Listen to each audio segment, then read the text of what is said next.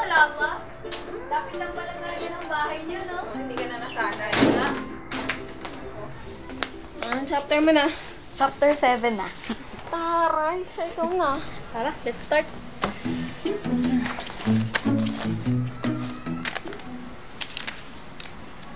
What? Okay ka lang? Okay, pag-break na ka sa akin.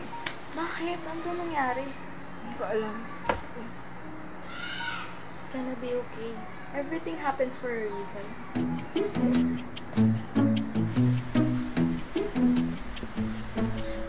Ginawa ko naman lahat eh. To be the right person for him. Ay! Wala naman akong ginawa eh kasi sira ng relasyon namin. So, I never expect.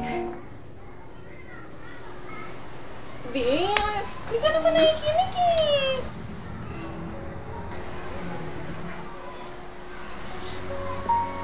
Take a look at this.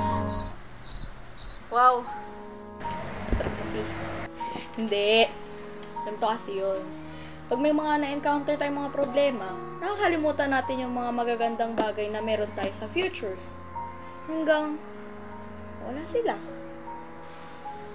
There's so much wonderful things na nakalaan para sa'yo. And it's never too late para maranasan mo yun. Simulan mo dito.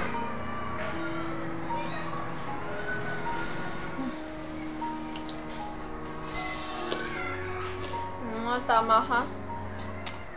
Pero ang dami mong nakain ah! Sorry naman! Tara na, mag-review na tayo sa exam bukas. Yun! Pinag-iisip Tara! natin.